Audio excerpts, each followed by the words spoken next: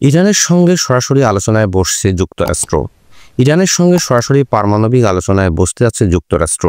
এই তথ্য জানিয়েছে খোদ মার্কিন প্রেসিডেন্ট ডোনাল্ড ট্রাম্প।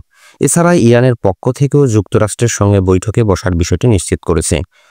সংবাদ মাধ্যমটি বলছে, শনিবার সম্ভাব্য পারমাণবিক চুক্তি নিয়ে যুক্তরাষ্ট্র ও ইরান সরাসরি আলোচনা করবে বলে ডোনাল্ড ট্রাম্প জানিয়েছেন। ইরানের পররাষ্ট্রমন্ত্রীও এই বৈঠকের বিষয়টি নিশ্চিত করেছেন এবং এটিকে একটি সুযোগের পাশাপাশি একটি পরীক্ষা বলে অভিহিত করেছেন তিনি।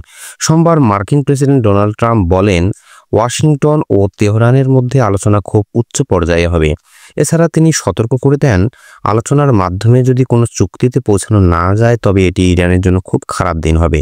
গত মাসে ইরানের সর্বোচ্চ নেতা আয়াতুল্লাহ আলী খামেনি যুক্তরাষ্ট্রের সঙ্গে সরাসরি আলোচনার প্রস্তাব প্রত্যাখ্যান করার পর ট্রাম্প ইরানের বিরুদ্ধে সামরিক পদক্ষেপের সম্ভাবনা উত্থাপন করেছিলেন।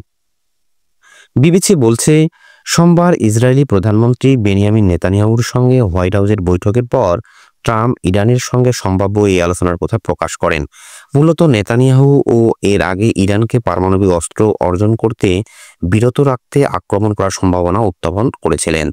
ট্রাম্প বলেন, আলোচনা সফল না হলে ইরান বড় বিপদে পড়বে। তিনি আরও বলেন, ইরানের হাতে পারমাণবিক অস্ত্র থাকতে পারে না এবং যদি আলোচনা সফল না হয় তবে সেটি ইরানের জন্য খুব খারাপ দিন হবে। অন্যদিকে ইরানের পক্ষ থেকেও বৈঠকের বিষয়টি নিশ্চিত করা হয়েছে। ইরানের পররাষ্ট্রমন্ত্রী নিশ্চিত করেছেন, ওয়াশিংটন এবং তেহরান আগামী 12 এপ্রিল ওমানে বৈঠক করবে। সোশ্যাল মিডিয়া প্ল্যাটফর্ম এক্সে দেওয়া এক পোস্টে আব্বাস আরাকচি লিখেছেন, এটি একটি সুযোগের মতোই একটি বড় পরীক্ষা।